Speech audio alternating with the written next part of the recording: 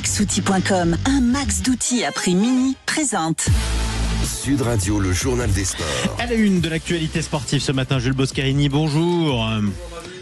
Bonjour, oui, il est timide. Bonjour à tous. Voilà, bonjour à vous tous. C'est le jour J de la finale du top 14 sur Sud Radio, la radio du rugby. Stade Toulousain, Union Bordeaux-Bègles. Et oui, Jean-Marie, on prend les mêmes que l'an passé et on recommence. Rappelez-vous, c'était à Marseille, au Vélodrome, pour une écrasante victoire de Toulouse 59-3 le 28 juin dernier. Il y a un an, jour pour jour, une flopée d'essais, 9 au total, comme le 6e, celui de Kinghorn.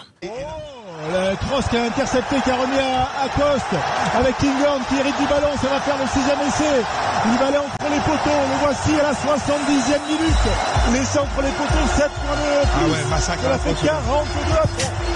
Massacre à la tronçonneuse. Hein. Oui, on a bien entendu. 42-3 à la 70e, 59-3 à la 80e. Mais cette année, il y a une différence. Est-ce que vous savez laquelle, Jean-Marie ? Non. Eh bien, la dynamique. L'UBB est devenue championne d'Europe, a remporté ses 3 confrontations de la saison face à Toulouse. Et puis surtout, et plus impressionnant que Toulouse sur cette fin de saison, ils nous font un petit peu plus rêver. Ouais. Mais voilà, Hugo Mola, l'entraîneur des doubles champions de France en titre, le sait.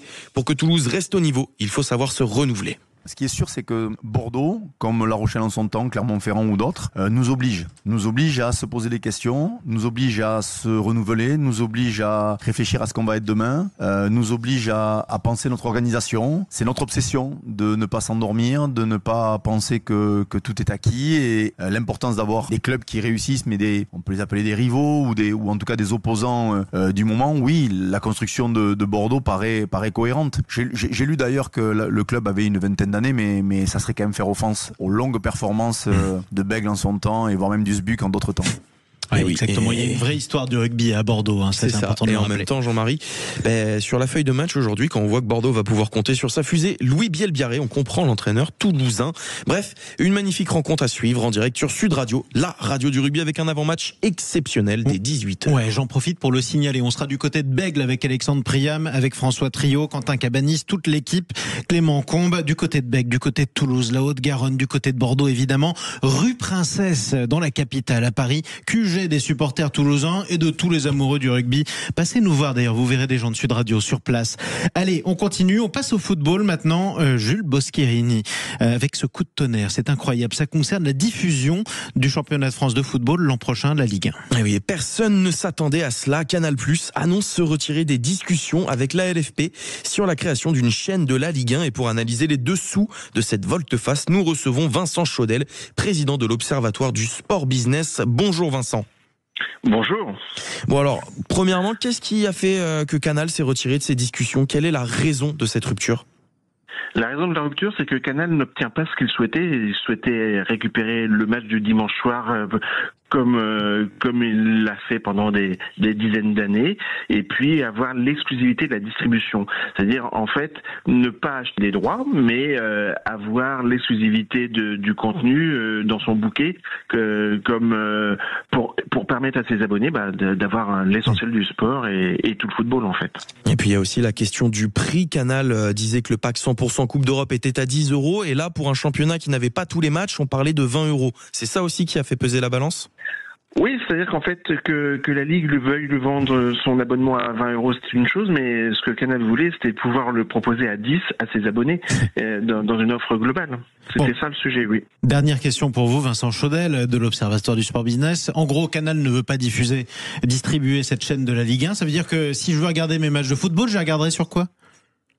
Je peux la regarder sur ma box, donc vous avez les Orange, les Free, les Bouygues, tous ces... Une application en direct, comme vous pouvez regarder aussi DAZN actuellement avec la Coupe du Monde, soit vous êtes sur votre box habituelle, soit vous êtes directement sur votre application. Voilà. Donc ça va être de cet ordre-là. Le sujet, c'est de distinguer la production de la distribution. Canal voulait distribuer mais pas produire, et pour l'instant, le sujet sujet immédiat, c'est le sujet de la production pour la chaîne. Et ça coûte cher, justement. Ça coûte cher et ça demande du talent. Merci beaucoup Vincent Chaudel, fondateur de l'Observatoire du sport business. Allez Jules, on termine par du tennis parce que vous avez un tableau des rencontres de Wimbledon qui vient de tomber. Il y a des sacrées affiches aussi. Ah oui Jean-Marie, on peut dire que les Français n'ont pas été vernis pour ce premier tour. Alors qu'est-ce qui les attend nos tricolores dans ce 3e majeur de la saison? Eh bien Théo a troqué son vélo pour venir nous parler de la petite balle jaune. C'est très bien Théo en Pillac. Et on aura droit à un duel 100% tricolore dès ce premier tour. Gaël Monfils affrontera Hugo Humbert, mais si on veut voir le verre à moitié plein, on peut se dire qu'on aura au moins un Français au 2e tour et ça, c'est bien.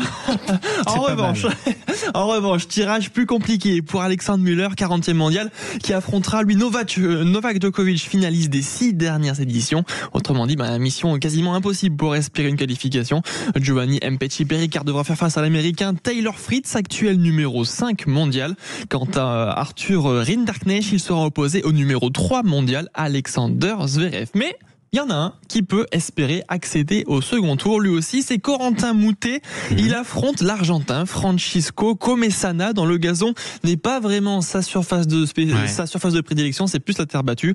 Le Français est même, pour souligner, en très bonne forme puisqu'il est finaliste aujourd'hui de l'ATP de Majorque. Et pour les femmes ? Et pour les femmes, c'est pareil, toujours très compliqué. Oui.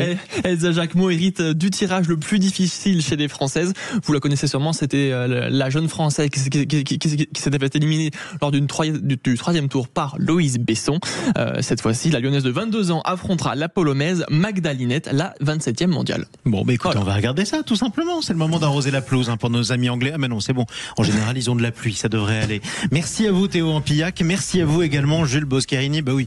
On est sur Sud Radio, la radio de rugby, c'est normal de chambrer un petit peu les Anglais, même quand ils jouent pas aujourd'hui, ça fait toujours du